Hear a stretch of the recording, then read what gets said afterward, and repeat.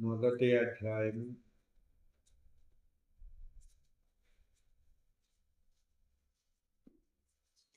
3వ వచనం. సహోదరులారా, నేనెల్లప్పుడూ మిమ్మల్ని గురించి దేవునికి కృతజ్ఞతాస్తుతులు చెల్లించుటకు బద్ధులమై ఉన్నాము. ఇది యుక్తమే. ఏలయనగా మీ విశ్వాసం బహుగా అభివృద్ధి పొందుతున్నది. మీ అందరిలో ప్రతి వాడును ఎదుటివాని ఎడల చూపు ప్రేమ విస్తరించుతున్నది. ప్రార్థన చేసుకుంటారు. ప్రేమ స్వరూపి అయిన మా ప్రియ ప్రభు, ఇప్పటి వరకు మా మధ్య సంచరిస్తూ మిమ్మల్ని మహింపరచుకోవటానికి సహాయం చేసిన దేవుడే. కూడిన మేము చదవబడిన ఈ వచనాన్ని ధ్యానం చేస్తుండగా సహాయం చేసి మీరే మాతో మాట్లాడి బలపరిచి మీరు మహిమ తెచ్చుకోండి. యేసయ్య దివ్యనామమున ప్రార్థిస్తున్నాను పరమ తండ్రి. మరొకసారి చదువుగా. సహోదరులారా, మేమెల్లప్పుడూ మిమ్మును గూర్చి దేవునికి కృతజ్ఞతాస్తుతులు చెల్లించుటకు బద్ధులమై ఉన్నాము. ఇది యుక్తమే. ఏలయనగా మీ విశ్వాసము బహుగా అభివృద్ధి పొందుతున్నది. మీ అందరిలో ప్రతివాడును ఎదుటి వాని ఎడల చూపు ప్రేమ విస్తరించుతున్నది. హల్లెలూయా. అపోస్తలుడైన పౌలు, సిల్వాను, తిమోతి ముగ్గురు కలిసి సంఘానికి శుభమని చెప్పి వ్రాయిస్తున్న విషయాలు ఇక్కడ. దేవునికి మహిమ కలుగును గాక. మిమ్మల్ని గూర్చి దేవునికి కృతజ్ఞతాస్తుతులు చెల్లించుటకు బద్ధులమై ఉన్నాము. ఎప్పుడు? ఎల్లప్పుడూ కూడా వీరు దేవునికి కృతజ్ఞతాస్తుతులు చెల్లించటానికి బద్ధులై ఉన్నారు. అది అందుకు వారు అర్హులు. రెండవది, అందరిలో మీ అందరిలో ప్రతివాడును ఎదుటివాని ఎడల చూపు ప్రేమ విస్తరించుతున్నది. దేవునికి మహిమ కలుగును. ఎందుకు వీరు దేవునికి కృతజ్ఞతాస్తుతులు చెల్లించడానికి బద్ధులై ఉన్నారు అంటే, సంఘములో ఉన్న అందరిలో ప్రతివారు ఎదుటివాని ఎడల చూపు ప్రేమ విస్తరిస్తుంది. దేవునికి మహిమ కలుగును. కనుక ఎదుటివాని ఎడల చూపు ప్రేమ విస్తరించటానికి వీరు ఎలాంటి ప్రేమను కలిగి ఉన్నారు అనే విషయాన్ని మనం గమనించాలి. ఎల్లప్పుడూ కూడా ఈ దైవ సేవకులు దేవునికి కృతజ్ఞతాస్తుతులు చెల్లించటానికి బద్ధులై ఉన్న విషయాలలో ఆ సంఘములో ఉన్న ప్రతి ఒక్కరూ కూడా ప్రేమ యందు ఎదుటివాని ఎడల చూపే ప్రేమ యందు విస్తరిస్తున్నారు. హల్లెలూయా. కనుక దేవునికి మహిమకరమైన జీవిత విధానాన్ని కలిగి మనము జీవించాలి. వీరు విస్తరిస్తున్న ప్రేమ, చూపుతున్న ప్రేమ అది ఆత్మ సంబంధమైనది, లేక దైవ సంబంధమైనది, లేక పరలోక సంబంధమైనది. దేవునికి మహిమ కలుగునుగా. ఒకానొక సమయమందు ప్రభువైన యేసు క్రీస్తుని ప్రశ్నించటానికి, ఆయన ఏం చెప్తాడో తెలుసుకుంటానికి కొందరు ప్రభు దగ్గరకు వచ్చి,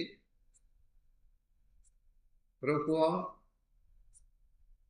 ఒక పురుషుడు వివాహం చేసుకున్నాడు, అయితే ఆమెకు బిడ్డలు లేకుండానే చనిపోయాడు. అతని సహోదరుడు మరొకడు ఆమెను వివాహం చేసుకున్నాడు, అతడు కూడా చనిపోయాడు. మరో సోదరుడు ఆమెను వివాహం చేసుకున్నాడు, కానీ బిడ్డలు లేకుండానే అతను కూడా చనిపోయాడు. ఇలాగ ఎంతమంది అంట. కాబట్టి ఇంతమందిని వివాహం చేసుకుంది కదా ఈమె. రేపు పరలోకమందు ఈ 7గురిలో ఎవరికి భార్య అయి ఉంటుంది అని ప్రభువుని అడిగారు. ప్రభు ఏమన్నాడంటే, ఎవరికి భార్యగా ఉండటానికి కుదరదు, వారందరూ కూడా దైవ పుత్రులుగా దేవుని యొక్క బిడ్డలుగా వారు జీవిస్తారే కానీ భార్యాభర్తల సంబంధం వారికి ఉండదు. జీవిత సంబంధమైన శరీర సంబంధమైన సంబంధాలు వారి మధ్య ఉండవు. కనుక దేవుని ప్రజలమైన మనము ఎట్టి ప్రేమను కలిగి ఉండాలి. దేవుడు మనకు ఎట్టి ప్రేమను మనకు చూపాడు అంటే దైవ సంబంధమైన ప్రేమ ప్రభు మనకు చూపారు. హల్లెలూయా. కనుక మన మధ్య కూడా ఎట్టి సంబంధం ఉండాలంటే దైవ సంబంధమైన ప్రేమే కలిగి ఉండాలి. కనుక ఒకానొక సమయమందు పౌలు కూడా సాక్ష్యమిస్తున్నాడు. నా శరీర సంబంధమైన సంబంధము కలిగిన వారిని ఆ సంబంధముతో నేను చూడటం లేదు. కనుక ఆత్మ సంబంధమైన ప్రేమను మనం కనపరిచే ప్రజలముగా, ఆత్మ సంబంధమైన ప్రేమయందు విస్తరణ చూపుతూ విస్తరిస్తూ మనము జీవించేవారముగా మనము జీవించవలసిన వారమై ఉన్నాం. హల్లెలూయా. యోహాను సువార్త 13వ అధ్యాయము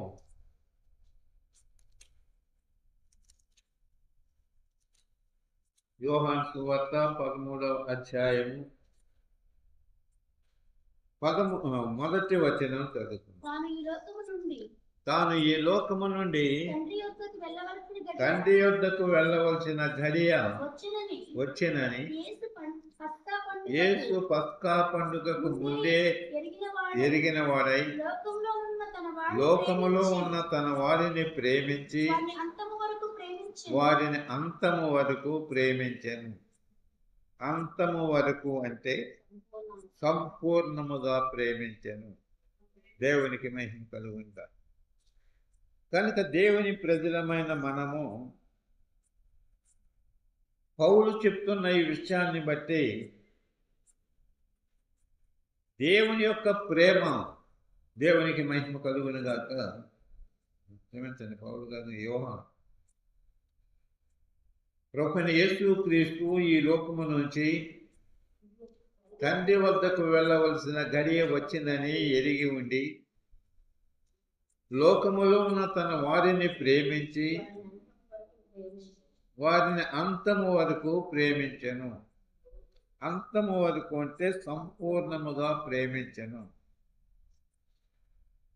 కాబట్టి ప్రభువైన యేసుక్రీస్తు యొక్క ప్రేమ సంపూర్ణమైన ప్రేమ, లేక చివరి వరకు ఆయన ప్రేమించటం. ఆయన ప్రేమలో మార్పు లేదు. నిన్న నేడు నిరంతరము ఆయన ప్రేమలో మార్పు లేదు. అట్లే మన మధ్య ఉన్న ప్రేమ కూడా ఆ సంపూర్ణమైన దైవ ప్రేమను మనము కలిగిన వారమై ఉండాలి. ఆ సంపూర్ణమైన దైవ ప్రేమతో మనము ప్రేమ కలిగి మనము జీవించాలి. మధ్యలో సాతానుడు ఏం చేస్తాడంటే మన మధ్య ఆ దైవ సంబంధమైన ప్రేమ, సంపూర్ణమైన ప్రేమ, మార్చజాలని ప్రేమ మనము చూపే పరిస్థితులు లేకుండా ఎన్నెన్నో విధాలుగా మనం బలహీనపరిచి మనం తీసుకొని పోయే పరిస్థితులు ఉంటాయి. అయితే మనం ఏ ప్రేమతో మనము జీవించాలి అంటే సంపూర్ణమైన ప్రేమ. అందుకని ప్రభు మాట్లాడుతున్నారు 2వ వచనం నుండి. వారు భోజనము చేయుచుండగా ఆయనను అప్పగింపవలనని సీమోను కుమారుడైన లేక సీమోను కుమారుడకు ఇస్కరియోతు యోధా హృదయములో అపవాది ఇంతకు ముందు ఆలోచన పుట్టించి ఉండెను కనుక తండ్రి తన చేతికి సమస్తమును అప్పగించినని తాను దేవుని వద్ద నుండి బయలుదేరి వచ్చిననియు దేవుని వద్దకు వెళ్ళవలసి ఉన్నదని యేసు ఎరిగి భోజన పంక్తిలో నుండి లేచి తన పై వస్త్రము అవతల పెట్టి ఒక తువాలు తీసి కొని నడుముకు కట్టుకొనెను. హల్లెలూయా. ప్రభువైన యేసుక్రీస్తు ఇస్కరియోతు యోధాను గురించి మాట్లాడుతూ, ఇస్కరియోతు యోధా ఎవరి కుమారుడంట? సీమోను కుమారుడగు ఇస్కరియోతు యోధా. ప్రభు ఏం చేస్తున్నాడంటే సంపూర్ణమైన ప్రేమను కనపరుస్తుంటే ఈ సంపూర్ణమైన ప్రేమను ఇస్కరియోతు యోధా పొందకుండా సాతాను అతని హృదయంలో ఇంతకు ముందే ఆలోచన పుట్టించాడంట. అట్లే మన విషయంలో కూడా దేవుని యొక్క సంపూర్ణమైన ప్రేమను మనం పొందకుండా మన హృదయాలలో కూడా సాతానుడు ఏమో ఆలోచనలు పెడతాడు. ఈ ఆలోచనలను పెట్టుట వలన మనం ఏ ప్రేమ పోగొట్టుకుంటున్నామంటే సంపూర్ణమైన ప్రేమ పోగొట్టుకుంటున్నాం, లేక దేవుని యొక్క మార్పు లేని ప్రేమను పోగొట్టుకుంటున్నాం. కనుక ఇప్పటి వరకు ప్రేమించిన యేసయ్య ఇంకా ప్రేమించే దానికి అవకాశం లేని పరిస్థితులను గురించి మాట్లాడబోతున్నాడు. అట్లే దేవుని ప్రజలమైన మన విషయంలో కూడా దేవుడు మనకు ఏర్పాటు చేసే ఆ సంపూర్ణమైన ప్రేమను, మార్పు లేని ప్రేమను మనము కలిగి దేవునికి మహిమకరముగా మనము జీవించాలి. ఇప్పుడు ప్రభువైన యేసుక్రీస్తు భోజన పంక్తిలోంచి లేచి పై వస్త్రము అవతల పెట్టి ఒక తువాలు తీసుకుని నడుము కట్టుకున్నాడంటండి. అంతట పల్లెములో నీళ్లు పోసి శిష్యుల పాదముల కడుగుటకును తాను కట్టుకొని ఉన్న తువాలతో తుడుచుటకును మొదలుపెట్టాను. ఇప్పుడు చేయొచ్చు. ఆయన సీమోను పేతురు వద్దకు వచ్చినప్పుడు చాలు. ఇందాక ఎవరిని గురించి మాట్లాడుతున్నాడు?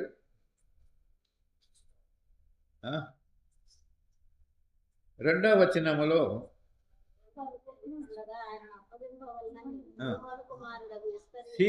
సీమోను కుమారుడగు ఇస్కరియోతు. ఇప్పుడు ఈయనెవరు?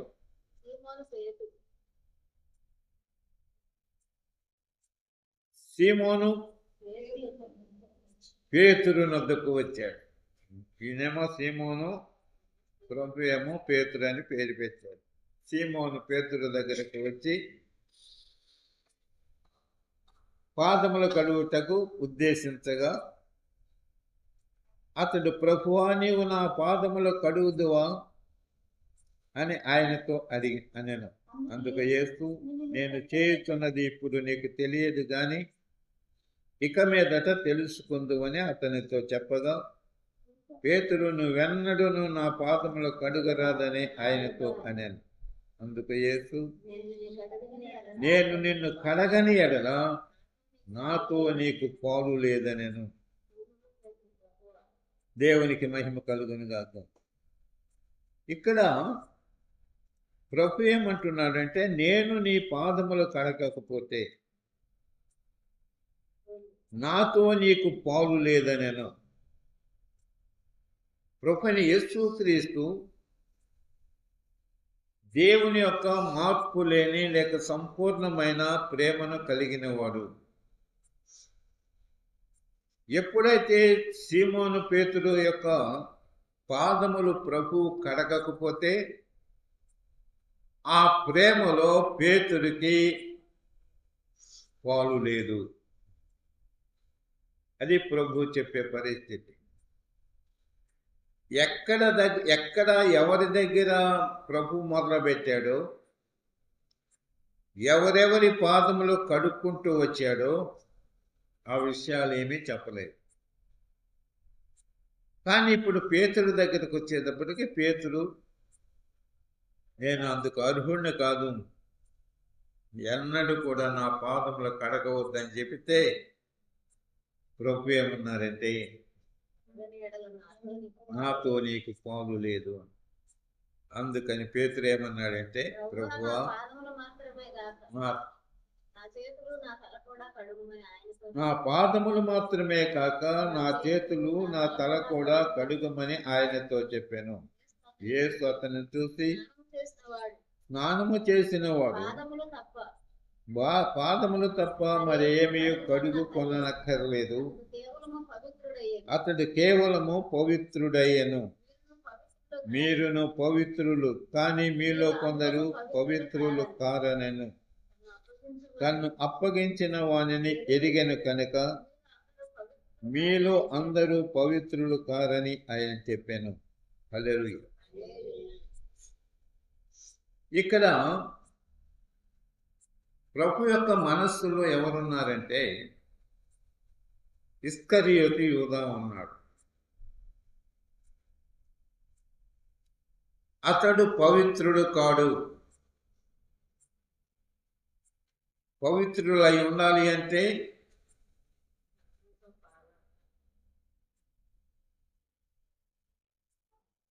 ప్రభు యొక్క మాటలను బట్టి వాడు స్నానం చేసిన వాడై ఉండాలి.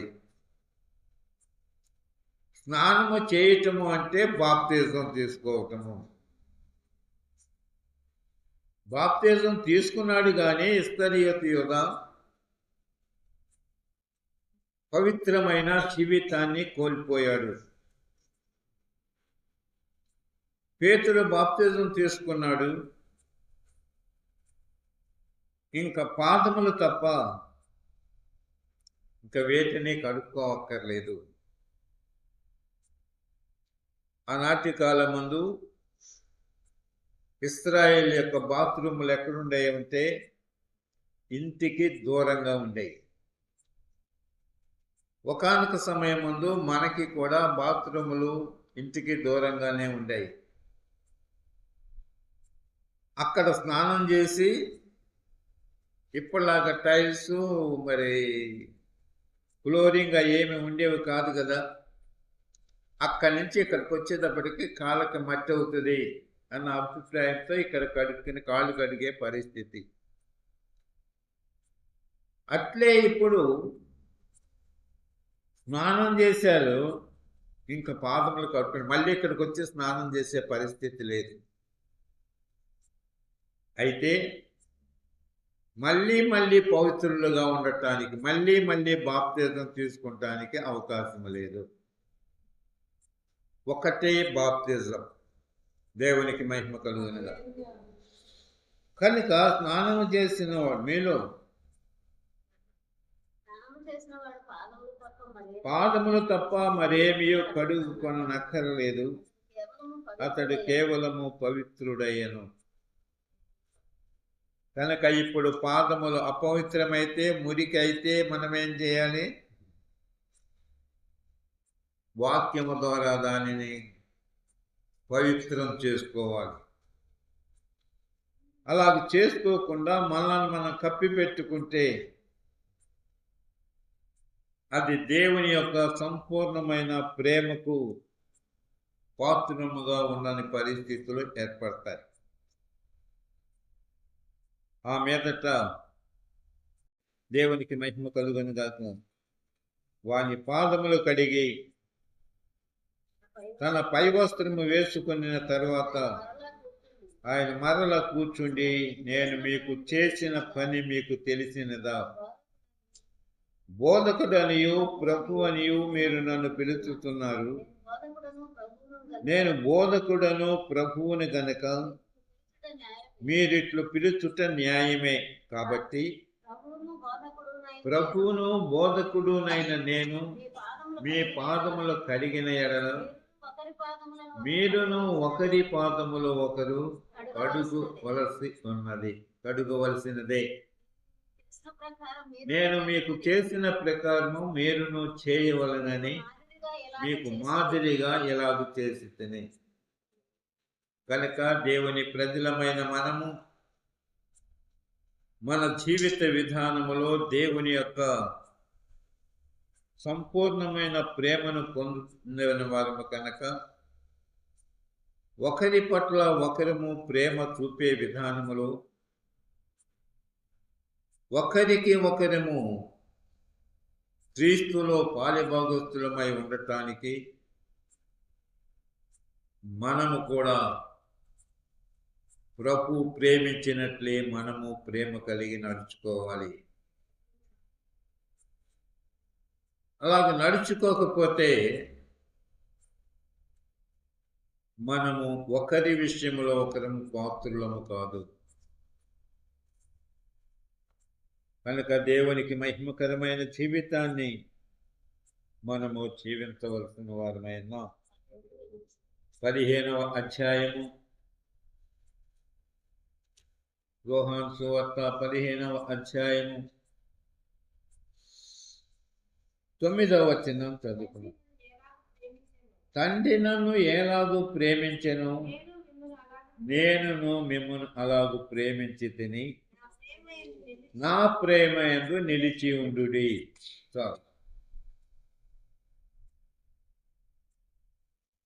తండ్రి నన్ను ఎలాగూ ప్రేమించాడు.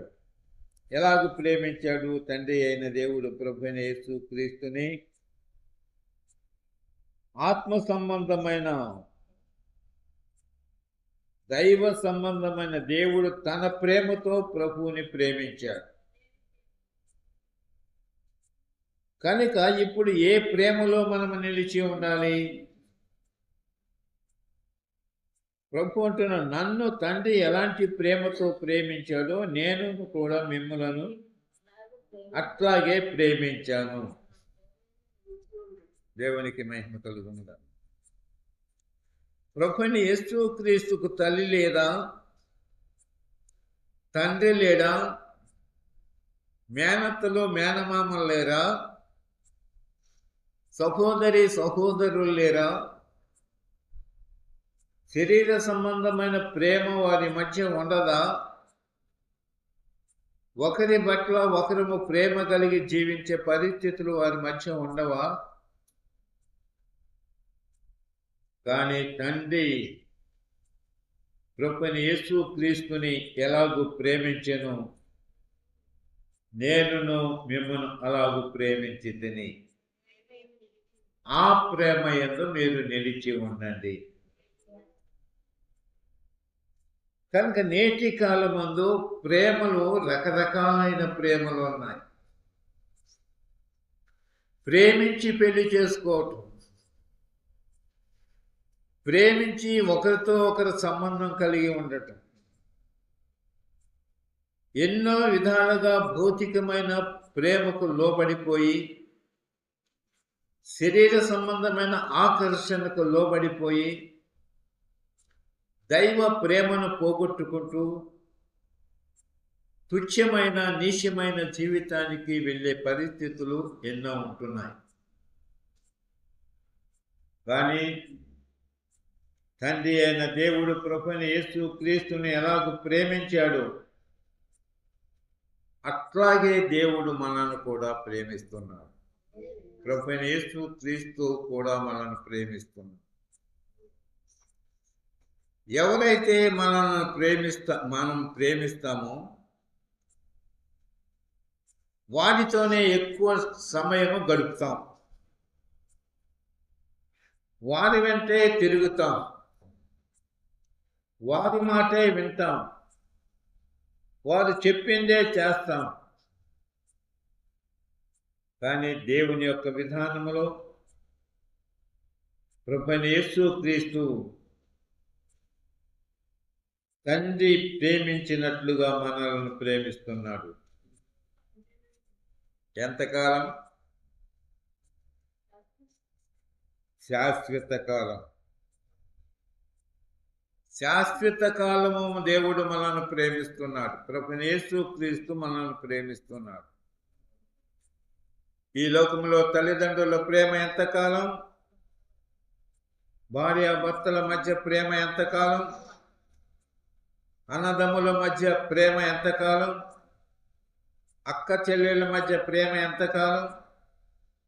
ఏ ప్రేమకు మనం ప్రాధాన్యత ఇస్తున్నామో, ఏ ప్రేమకు మనం ప్రాధాన్యత ఇవ్వటం లేదు. కనుక ప్రభు అంటున్నాడు, తండ్రి నన్ను ఎలాగూ ప్రేమించెను, నేనును మిమ్మను అలాగూ ప్రేమించి తిని.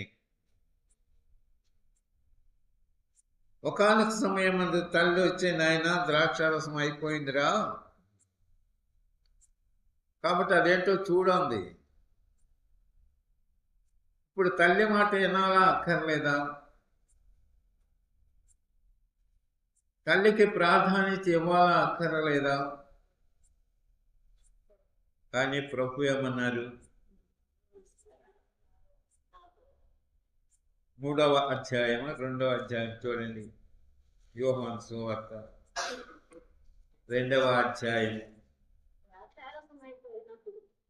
యేసు తల్లి వారికి ద్రాక్షారసము లేదని ఆయనతో చెప్పగా, యేసు ఆమెతో, అమ్మా, నాతో నీకేమి పని, నా సమయం ఇంకనూ రాలేదని.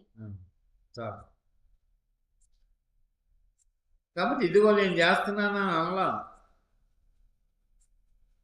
ఆయనకు ఒక సమయం ఉంది. ఆ సమయం ఎవరు ఏర్పాటు చేశారంటే తండ్రి అయిన దేవుడు ఏర్పాటు చేశారు. కనుక అన్ని విషయాల్లో దైవ ప్రేమతోనే ప్రభువు నడుచుకుంటున్నట్లుగా మనం చూస్తున్నాం. ఇంకా వేరే ఏ ప్రేమకు ప్రాధాన్యత ఇవ్వలేదు. కనుక మన జీవిత విధానములో దేవునికి మహిమకరమైన జీవితాన్ని మనము కలిగి ఉండవలసిన వారమే ఉన్నాం. ఈ 15వ అధ్యాయము 8వ వచనం కొట్టి చదువుకున్నాం. మీరు బహుగా ఫలించుట వలన నా తండ్రి మహిమపరచబడును, ఇందువలన మీరు నా శిష్యులగుదురు. బహుగా ఫలించాలంటండి. ఏం ఫలించాలి? బహుగా. దేవుని ప్రేమ యందు మనం ఫలించాలి. ఇంకా ఏ ప్రేమల యందు మనం ఫలించినా అది తండ్రికి మహిమ కలగదు. కనుక మనం ఏ ప్రేమ యందు ఫలించాలి? అలాగూ ఫలించుట వలన ఆ ఫలించే ఫలభరితమైన జీవితము బహుగా ఫలించుట వలన నా తండ్రి మహిమపరచబడును, ఇందువలన మీరు నా శిష్యులగుదురు. ఇప్పుడు ప్రభువైన యేసుక్రీస్తు శిష్యులంటే మనం ఏం చేయాలి? అందరూ యేసుక్రీస్తు శిష్యులని అనటానికి మనం ఏం చేయాలి అంటే మన మధ్య దైవ సంబంధమైన ప్రేమ విస్తరించాలి, అభివృద్ధి పొందాలి. ఒకరి పట్ల ఒకరము దైవ సంబంధమైన ప్రేమతో మనము ప్రేమ కలిగి నడుచుకోవాలి. అలాగూ మనం నడుచుకుంటున్నట్లయితే ప్రభువైన యేసుక్రీస్తు అలాగూ మనం నడవటానికి తన ప్రేమను మనకిచ్చాడు. కనుక మనం యేసుక్రీస్తుని బట్టి దేవుని చేత మహిమపరచబడతాం. రెండవది, మనం క్రీస్తు యేసు శిష్యులమని లోకము చేత మనం గుర్తించబడతాం. హల్లెలూయా. లోకములో ఎందరో ఉన్నారు కానీ ఈ అందరిలో శిష్యులు ఎంతమంది ఉన్నారు?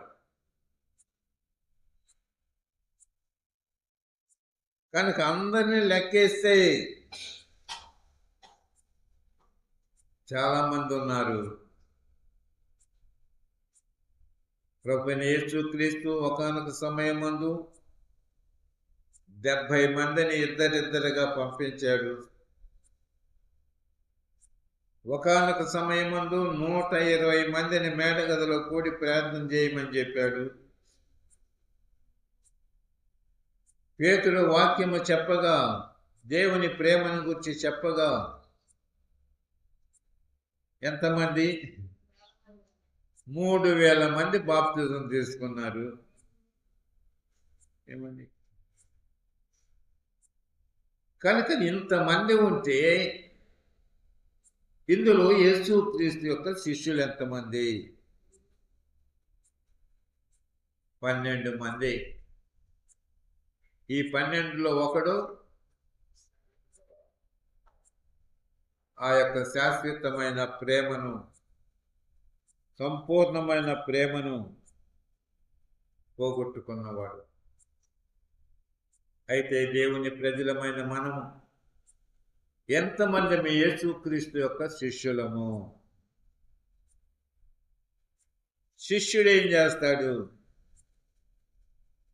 ఏలియా గురువుగా ఉన్నాడు,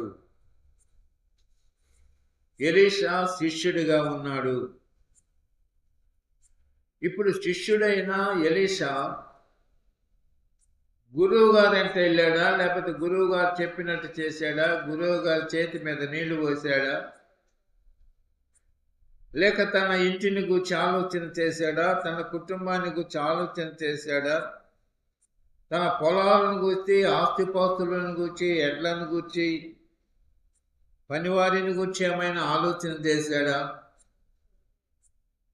మరి మనం ఏం చేస్తాం?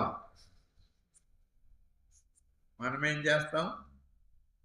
గురువు గారి దారి గురువు గారిదే, శిష్యుడి గారి దారి శిష్యుడి గారిదే. కనుక దేవుని ప్రజలమైన మనం ఇప్పుడు ఎవరిని బట్టి లోకములో మనం యేసుక్రీస్తు శిష్యులమని పిలువబడే పరిస్థితులు? నిజముగా మనం యేసుక్రీస్తు యొక్క శిష్యులముగా మనం ఉన్నామా? యేసుక్రీస్తు యొక్క శిష్యులముగా మనం ఉంటే మనము ఆయనను వెంబడిస్తాము. మనము ఆయనను వెంబడించటం లేదా అంటే మనం ఆయనను వెంబడిస్తున్నాము. కానీ ప్రభు ఒక మాట అన్నారు, ఒకడు నన్ను వెంబడించిన ఎడల తన్ను తాను ఉపేక్షించుకొని తన సిలువను ఎత్తుకొని నన్ను వెంబడించాలి. ఇప్పుడు ఎంతమంది శిష్యులు? మనల్ని మనం ఉపేక్షించుకుంటామా? మా ఆవిడతో చెప్పి రావాలి, నా భర్తతో చెప్పి రావాలి, నా తల్లిదండ్రులతో చెప్పి రావాలి, మా పిల్లలతో చెప్పి రావాలి, ఎవరితో చెప్పి రావాలి? కానీ ఇవన్నీ మనకున్నాయి. ప్రభు చిత్తమైతే ఆయన ఎంత వస్తాం, లేకపోతే రానే రాం. కనుక మనం ప్రభువుని వెంబడిస్తున్నాం అనుకుంటున్నాం, యేసుక్రీస్తు శిష్యులమని అనుకుంటున్నాం. కానీ మనలను మనం ఉపేక్షించుకొని మన సిలువ మనం ఎత్తుకొని ఆయన మీద భారం పెట్టకుండా, ప్రభువా ఈ సిలువ నేను ఎత్తుకోలేను, నువ్వు ఎత్తుకో ప్రభువా. మనం ఎత్తుకోవాలా, ఆయన ఎత్తుకోవాలా? ప్రభు ఏమన్నాడు? తన సిలువను తాను ఎత్తుకొని. కాబట్టి మన సిలువను మనమే ఎత్తుకోవాలి. సిలువ అంటే ఏంటి? ఇప్పుడు ఈ ప్రస్తుత కాలంలో ఒక రేకుది, అది రాగిదే కానీ, బంగారుపుదే కానీ, వెండిదే కానీ చిన్నది సిలువ చేసుకొని మెల్ల పెట్టుకు తిరిగే పరిస్థితి. కొంతమంది అడ్డుకోలేకపోతే పొయ్యి సిలువ, ఒక చిన్నది నగషిగా చేసుకునేది. కానీ ఈ సిలువలు కాదు, మనం గోళ్ళ కొట్టుకుంటాం సిలువలు, అక్కడక్కడ సిలువ బొమ్మేసుకుంటాం. సైతం గారు ఇది చూసి మనం యేసుక్రీస్తు శిష్యులు వీళ్ళు తోలికి పోకూడదని పారిపోతాడు అనుకుని మనం సిలువలు వేసుకుంటాం. అసలు మనం యేసుక్రీస్తు శిష్యులమో కాదో అని ఆయనకి తెలీదా? మరి ఎందుకు మనం సిలువలు వేసుకుంటాం? మన శ్రమలు మనం అనుభవించాలి. సంపూర్ణముగా శ్రమలు ప్రభు అనుభవించాడు. ఎందుకని? దేవుని యొక్క తండ్రి యొక్క శాశ్వతమైన ప్రేమను కలిగి ఉన్నాడు కనుక తండ్రి చిత్తానికి తాను అప్పగించుకొని ఆ శాశ్వతమైన ప్రేమను కలిగి తాను తన సిలువనెత్తుకొని ఆయన ప్రయాణం చేశాడు. హల్లెలూయా. అట్లే దేవుని ప్రజలమైన మనము మన సిలువను మనం ఎత్తుకోవాలి. అప్పుడే మనము లోకములో ఏమైతే పిలువబడతామంటే ప్రభుని యేసుక్రీస్తు శిష్యులని పిలువబడతాం. రెండవది, ఇందువలన నా శిష్యులు అనబడుదురు, నా శిష్యులగుదురు. తండ్రి నన్ను ఎలాగూ ప్రేమించెనో నేనును మిమ్మల్ని అలాగూ ప్రేమించి తిని నా ప్రేమయందు నిలిచి ఉండండి. దేవునికి మహిమ కలుగును. నేను నా తండ్రి ఆజ్ఞలు గైకొని ఆయన ప్రేమయందు నిలిచి ఉన్న ప్రకారము మీరును నా ఆజ్ఞలు గైకొనిన ఎడల నా ప్రేమయందు నిలిచి ఉందురు. అప్పుడు మీ యందు నా సంతోషము ఉండవలెనని, మీ సంతోషము పరిపూర్ణము కావాలనని ఈ సంగతులు మీతో చెప్పుతున్నాను. కాబట్టి మన సిలువను ఎత్తుకొని మనం ప్రయాణం చేస్తున్నప్పుడు మనం సంతోషంగా ఉండాలంటండి.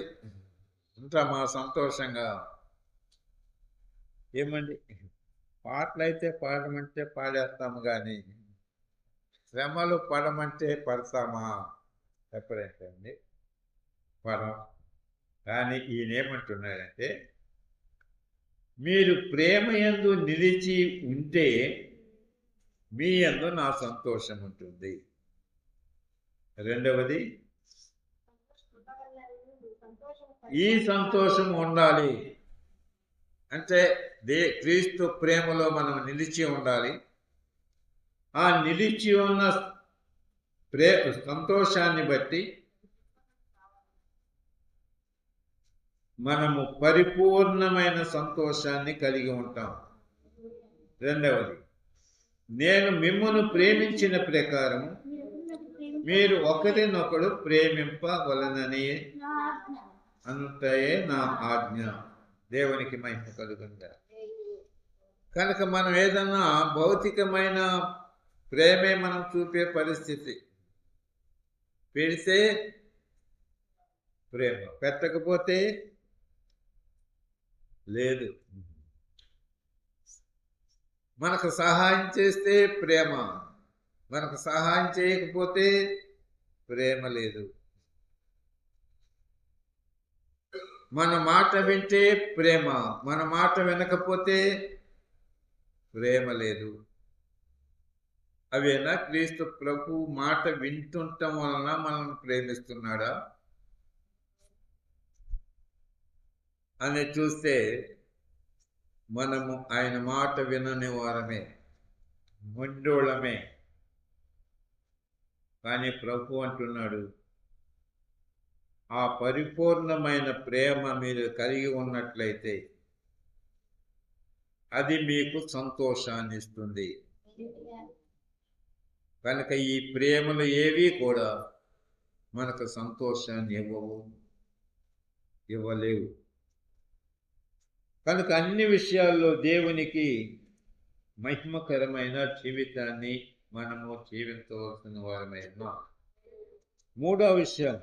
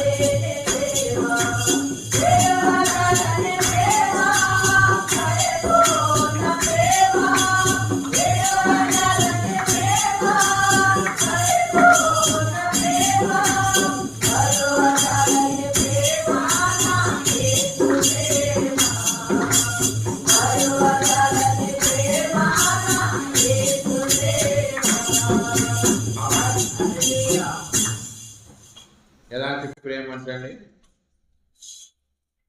మధువద్దాలని ప్రేమ, నా యేసుని ప్రేమ. హల్లెలూయా. యేసు ప్రభు మనను అంతగా ప్రేమిస్తున్నాడు. ఆయన ప్రేమను మనం ఎరిగిన వారము. కూటం అవంగానే తలకు 10 కేజీలు రాయి ఎత్తుకుని ఇంటికి వెళ్ళండి రా అన్నాడు అనుకోండి, ఏం చేస్తారు? తీసుకెళ్తారా? పక్కోడి నెత్తి మీద పడేస్తారు. ఏమండి? ప్రేమతో అన్నాడు ఆయన. ప్రేమతోనే కదా ఏది చెప్పినా. తండ్రి ప్రేమతో చెప్పాడు, అబ్బాయి నువ్వు ఈ శిక్ష అనుభవించాల్సిందే అన్నాడు. అది సాధ్యం కాదు అనుకున్నా కూడా ప్రభు ఏం చేశాడు? అనుభవించాడు. అట్లాగే మనం కూడా వేసే తల 10 కేజీలు రాయి తీసుకుపోదంటారా ఇంటికంటే ఏం చెప్తాం?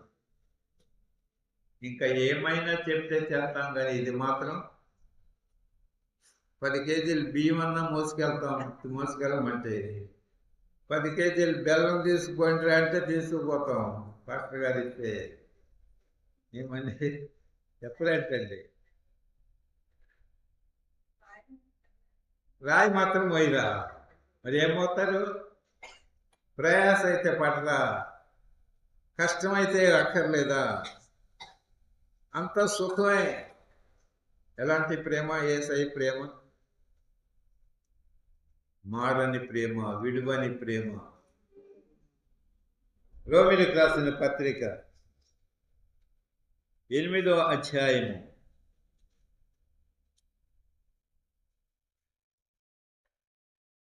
8వ అధ్యాయము 35వ వచనం. క్రీస్తు ప్రేమ నుండి మనలను ఎడబాపు వాడెవడు? శ్రమ అయినను, బాధ అయినను, హింస అయినను, కరువైనను, వస్త్రహీనత అయినను, ఉపద్రవమైనను, ఖడ్గమైనను మనలను ఎడబాపున.